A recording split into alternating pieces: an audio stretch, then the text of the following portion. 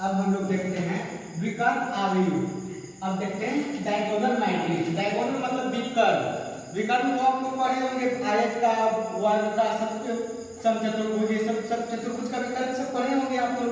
तो विकर्ण देखिए क्या चीज कहा जा रहा है कि जैसे समझिएगा कि एग्जाम्पल से समझिएगा कि विकर्ण में देखिए यहाँ पर कि विकर्ण जो कहता है तो बताओ कि विकर्ण सब सीधे पीछे में होगा ना, तो विकर्ण बताओ कि उसका भी जो अवयव होना चाहिए क्या चीज, मतलब कि उसका भी कोटि होना चाहिए, सो एक वर्ग की तरह होना चाहिए। तो देखिएगा यहाँ पे कि 1 5 7 5 7 9 8 7 5। तो देखिए इसमें अगर आपको कह दिया जाए कि बताइए कि इसमें विकर्ण मैट्रिक्स है, इसको विकर्ण अवयव पहचाने कौन होगा, तो बताइए विकर्ण इसी को कहेंगे आप लोग ना। तो यही जो इसका हो जाएगा ये आपका हो जाएगा विकर्ण अवयव, ये हो जाएगा विकर्ण अवयव या डायगोनल मैट्रिक्स। अब आपको हम कह दें कि 1 3 5 5 7 9, तो बताओ इसमें कभी डायगोनल निकाल पाइएगा? इसमें डायगोनल निकालेंगे तो बताइए कि कहीं भी बताओ पूरे कभी नीचे आएगा तो 3 रहेगा तभी ना होगा। तो बताइए यहाँ पर क्या है आपका, ये मैट्रिक्स क्या है 3/3 का, क्योंकि 3 गो कॉलम है, 3 गो रो है और 3 गो कॉलम है। और इसमें बताओ कि 2 गो रो है और 3 गो कॉलम है, तो बताइए कभी होगा एक डायगोनल मैट्रिक्स?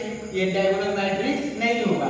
तो इसी में अगर हम कहते हैं कि बताइए कि यहाँ पर 1 3 5 3, ये बताइए कि है कि नहीं डायगोनल मैट्रिक्स? तो बताइए कहेंगे कि इसमें डायगोनल मैट्रिक्स होगा कि नहीं होगा? तो देखिए कि होगा, क्योंकि बताओ इसका कोटि क्या है 2/2 है। ये जो हो जाएगा इसका हो जाएगा क्या जी आपका डायगोनल मैट्रिक्स के रूप में कहेंगे इसको। और अगर कोई कह दे कि अब बताइए आप हमें इससे अगर हम 5 दे दें तो है कि नहीं है, तो बस 5 ही जो हो जाएगा तो क्या हो जाएगा मैट्रिक्स, क्योंकि ये 1/1 का है, 1/1 का है, तो बताओ इसमें तो होगा। तो ये बताओ ये बी मैट्रिक्स मान लिए, इसको ए मैट्रिक्स मान लिए, इसको सी मैट्रिक्स मान लिए, तो ये सब जो होगा जिसमें बताओ कि ये सेम रहेगा, तो बताओ ये जो होगा इसमें विकर्ण आ रहा है कि नहीं आ रहा है? तो इसमें जो आ रहा है तो यही हो गया आपका डायगोनल मैट्रिक्स हो गया। और इसके बाद आप लोग हम लोग पढ़ेंगे अब हम लोग या अभी अगर इसको समझने में अगर आपको दिक्कत हुआ है या किसी को समझ में नहीं आ रहा है कि ये रॉ इसको क्यों बोल रहे हैं, इसको हम कॉलम पीछे क्यों ले रहे हैं, कॉलम जिसको बताओ किसको बोलते थे हम लोग क्या चीज, पंक्ति, पहले पंक्ति ले रहे हैं उसके बाद किसको ले रहे हैं, स्तंभ को ले रहे हैं। तो ऐसा क्यों ले रहे हैं? इससे पिछला क्लास में हमने आज इसका बेसिक बताया था कि किसको रॉ बोलेंगे किसको कॉलम बोलेंगे, तो वो आप लोग पिछला लेक्चर में देख लीजिएगा। नहीं समझ में कहीं पे आता है तो आप हमें कमेंट बॉक्स में जरूर बताएं कि यहाँ पे हमें नहीं समझ में आया है, तो हम उसको आपको एक्सप्लेन करके आपको हम पीडीएफ या किसी तरीके से आपको दे सकते हैं। तो अब देखते हैं, अब हो गया आपका चौथा था विकर्ण अवयव। अब हम लोग पढ़ते हैं अदिश। अब पढ़ते हैं हम लोग अदिश। तो अदिश का भी एक बता, अदिश में अदिश अवयव, उसको हिंदी में मैट्रिक्स क्या बोलते हैं, अवयव बोलते हैं। तो बता हिंदी में उसको क्या अवयव में बोल रहे हैं ना, तो कौन सा बोले हम आपको अदिश, कौन सा अदिश अवयव, अदिश अवयव जिसको हम बोलते हैं इंग्लिश में scalar, scalar matrix, scalar matrix इसको हम लोग बोलते हैं स्केलर मैट्रिक्स। तो इसमें भी समझिएगा कि इसमें भी जो कोटि होना चाहिए ना सब सेम होना चाहिए, जितना रहना चाहिए कॉलम उतना ही रहना चाहिए, रो रहना चाहिए, रो भी उतना ही रहना चाहिए, कॉलम भी उतना ही रहना चाहिए। लेकिन एक सिचुएशन आ जाएगा कि जो ऊपर वाला हिस्सा होगा सो 0 और नीचे कॉलम जो डायगोनल को ऊपर वाला हिस्सा सो होगा 0, नीचे वाला जो होगा वो भी 0 होना चाहिए। तो जैसे आप समझिएगा कि 1 0 0 0 0 1 0 0 1 रहेगा। तो बताइए कि इसमें जो डायगोनल को छोड़कर बाकी जो अंक आ जा रहा है 0, तो उसको हम लोग कहते हैं अदिश अवयव। ये नहीं कि सिर्फ एक ही रहे, ये कोई जरूरी नहीं है अदिश अवयव में, स्केलर मैट्रिक्स में कोई जरूरी नहीं कि एक ही रहे। अगर आपका मतलब है कि 2 रहेगा 0 रहेगा 0 रहे 3 रहे, तो बताइए कि यहाँ पर दोनों अलग अलग हो गया कि नहीं हो गया? तब पर ये बताइए इसका जो है 3/, क्या हो गया 3 हो गया कोटि, इसका जो हो गया कोटि 2/2 हो गया कोटि, मतलब ऑर्डर ऑफ मैट्रिक्स। तो अब समझिए यहाँ पर 0, यहाँ पर 3/3 का हो गया।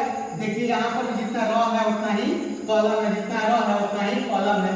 तो अब यहाँ पर देखिए, यहाँ पर ये दो सेम हो गया कि नहीं हो गया। यहाँ पर मतलब ऐसे ही हम लोग देख लेते हैं कि अगला देख लेते हैं √5 0 0 0 0 √5 0 0 0 0 √5 0 0 0 0 √5।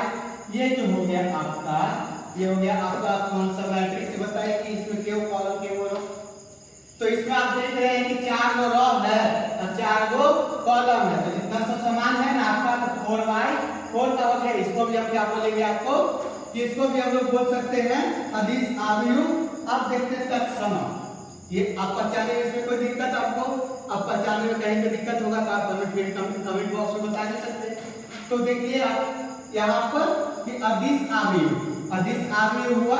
इसके बाद अब आपका चौथा के बाद कौन सा हो गया, पांचवा। तो ये अदिश आव्यूह में बताओ क्या होगा कि ऊपर वाला पक्ष 0, नीचे वाला भी डायगोनल का ऊपरी हिस्सा भी 0, निचली हिस्सा भी 0। यहाँ पे ऊपरी 0, नीचे भी 0। ये कोई जरूरी नहीं कि 3/3 लेंगे, आप चाहे तो इनफाइनाइट तक ले सकते हैं। इनफाइनाइट नेचुरल नंबर ले लीजिए, कोई भी नंबर आगे तक लीजिए, लेकिन जितना कॉलम जितना रॉ होगा उतना ही आपका कॉलम में होना चाहिए। ये आपका कंडीशन लगा रहना चाहिए। अब आगे देखते हैं हम लोग तत्सम। इसका यूज आपका हमेशा होगा, मैट्रिक्स में भी होगा आपका तत्सम के तत्सम का आइडेंटिटी मैट्रिक्स जिसे इंग्लिश में कहते हैं, और उस यूज होगा, और आपका डिटरमिनेंट में भी यूज होगा। तो इसे ध्यान से देखिएगा कि किसे कहेंगे, आइडेंटिटी मैट्रिक्स, जिसको हम लोग सूचित करते हैं आई से, कैपिटल आई से। उसको हम लोग सूचित करेंगे कैपिटल आई से। तो समझिएगा यहाँ पे कि अब कौन सा बोल दिए हम आपको, तत्समक, तत्समक आव्यूह, तत्समक आव्यूह, जिसको बोलते हैं आइडेंटिटी मैट्रिक्स, जिसको कहते हैं आइडेंटिटी मैट्रिक्स, तत्समक आव्यूह या आइडेंटिटी मैट्रिक्स। इसको सूचित करने का जो है, इसको सूचित करते हैं कैपिटल आई से, कैपिटल आई से। तो देखिएगा कि इसमें क्या होता है कि जो अभी पढ़े हैं इसमें भी ये कंडीशन है कि ये भी एक वर्ग आव्यूह की तरह ही होना चाहिए, मतलब कि जितना मतलब कि रॉ होना चाहिए उतना ही कॉलम होना चाहिए। तो यहाँ पर देखिए कि तत्समक हो गया, तो तत्समक आव्यूह मतलब आइडेंटिटी मैट्रिक्स, जिसको सूचित कर रहे हैं आई से। तो इसमें एक ही कंडीशन हो जाता है कि जो आइडेंटिटी मैट्रिक्स जो हो जाता है, इसमें जो होता है, जो डायगोनल होता है, बस ओनली 1 होता है, 1 के सिवाय को आप नहीं हम लोग लेते हैं। तो देखिएगा 1 0 0 0 1 0 0 0 1। अब बताइए कि इसमें ये डायगोनल जो है कि 0 के 1 के सिवाय कोई और है, अगर 1 के सिवाय कोई और आ जाएगा तो आप उसको अदिश में डाल दीजिएगा, अगर 1 के सिवाय कोई और आ जाएगा तो अदिश में डाल देंगे। और यहाँ पर अगर 0 के बजाय कोई और अंक आ जाता है, और इसका जो है 3/3 है, ये तो बताइए कि जितना रॉ है उतना ही कॉलम है। तो यहाँ पर जितना ये 1 रहेगा, 1 के सिवाय अलग अंक आ जाता है यहाँ पे, तो उसको हम लोग स्क्वायर मैट्रिक्स में डाल देंगे। अब ऐसे देखिए कि अगर i बराबर, देखिए कि ये i है, इसको किससे सूचित कर रहे हैं हम लोग, i से, कैपिटल i से। तो अब i लेंगे, तो देखिए अगर 2/2 का हम बनाना चाहते हैं तो 1 0 0 1, बताइए जितना रॉ है उतना ही कॉलम है, तो 2/2 हो गया। अब आप चाहते हैं 4/4 का बनाना चाहते हैं, तो 4/4 में भी इतना होना चाहिए कि आपका बीच में बस 0, बीच में बस जो डायगोनल होगा वो 1 ही होना चाहिए, 1 के सिवाय कोई और नाम नहीं होना चाहिए। सूचित कैसे करते हैं हम लोग, आई से करते हैं। तो कितना ले रहे हैं हम लोग, 4, कितना ले रहे हैं 4/4 का। तो बताइए कि बाकी तो सब 0 हो जाएगा, नीचे वाला बस डायगोनल ही ना वेट होगा। तो यहाँ पर देखिए 0, यहाँ 1 0 0 0 1, ये आप लोग आपको पढ़िएगा अभी। इसका यूज आपको आइडेंटिटी पढ़ना पड़ेगा, डिटरमिनेंट में भी यूज है, आपको इसमें भी यूज है। तो काफी जगह पे आप लोग को सिद्ध करने के लिए क्वेश्चन देता है, जिसमें आपका डायरेक्टली यूज इसका होता है, इसका डायरेक्टली यूज आइडेंटिटी मैट्रिक्स का होता है। तो इसको हमेशा ध्यान में रखें कि आइडेंटिटी मैट्रिक्स होगा, उसमें देखिए ध्यान रखिए सिर्फ बीच में क्या आना चाहिए, डायगोनल में 1 आना चाहिए, 1 के सिवाय कोई और अंक नहीं आना चाहिए। तो बताइए कि यहाँ पर आया ना, तो बताइए कि इसमें क्या हो रहा है, 4 हो रहा है कि नहीं है, यहाँ पर पहले रॉ को लिख लेते हैं। अब कॉलम के वो है 4 कॉलम है, तो यहाँ पर फिर 4 क्या हो जाएगा कॉलम। अब देखिए कि हमेशा की तरह क्या हो गया तत्समक अवयव। अब एक मैट्रिक्स और आता है, उसे शून्य अवयव कहते हैं, उसे हम लोग कहते हैं शून्य अवयव। अगर पूछ दिया जाए कि शून्य अवयव, अब देखिए कौन सा लास्ट आपका है शून्य अवयव। तो शून्य अवयव मतलब शून्य सुनकर ही लग रहा है कि शून्य मतलब उसमें कोई भी नहीं, बस जीरो आएगा। क्या आना चाहिए? सिर्फ जीरो आना चाहिए, जीरो के सिवाय कोई और अंक नहीं आएगा। तो उसको हम लोग क्या कहेंगे?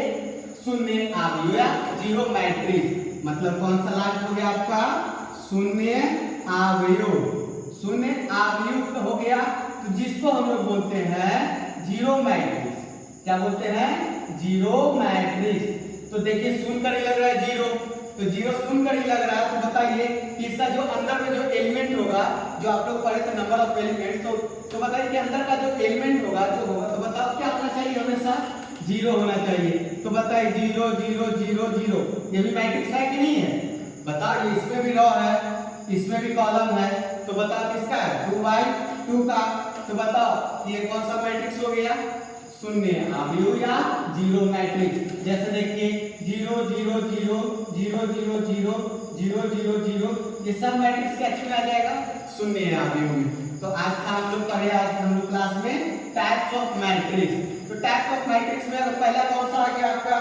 स्तंभ, जिसमें बस एक स्तंभ होगा, रॉ के कोई मतलब एक ही कॉलम होगा, रॉ कोई एलिमेंट नहीं होगा।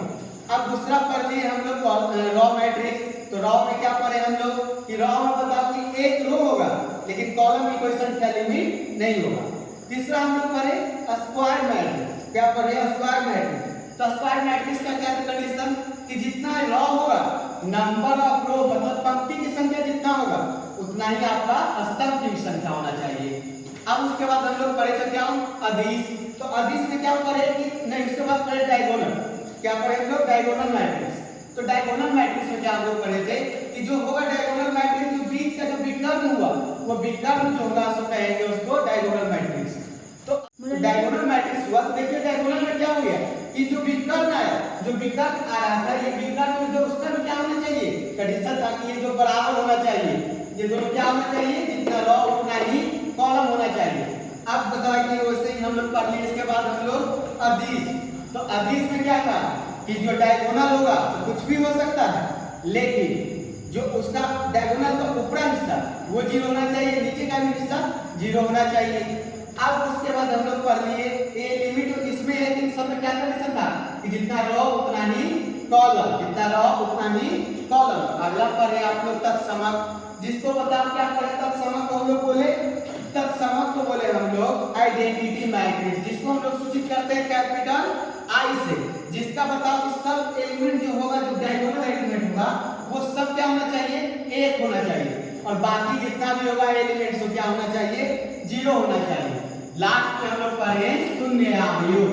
तो शून्य अवयव मतलब क्या हो गया? शून्य मतलब जीरो, तो उसके अंदर का जितना भी एलिमेंट होगा उसको क्या हो जाएगा? जीरो हो जाएगा। तो जीरो हो जाएगा तो बताओ उसको कौन सा कहेंगे? अवयव शून्य अवयव या जीरो मैट्रिक्स कहेंगे। तो आज हम लोग प्रकार पढ़ लिए, कल हम लोग इसका योग के बारे में पढ़ेंगे, मतलब मैट्रिक्स का एडिशन पढ़ेंगे, सब्ट्रैक्शन पढ़ेंगे, मल्टीप्लिकेशन पढ़ेंगे, ये सब हम लोग पढ़ेंगे। और समानता पढ़ेंगे। सबसे बड़ी बात, समानता से आपका क्वेश्चन ऑब्जेक्टिव में पूछता है, तो समानता हम लोग पढ़ेंगे। आज के लिए इतना ही। अगर वीडियो पसंद आए तो लाइक करें और चैनल को जरूर सब्सक्राइब करें नए वीडियो को अपडेट जानने के लिए।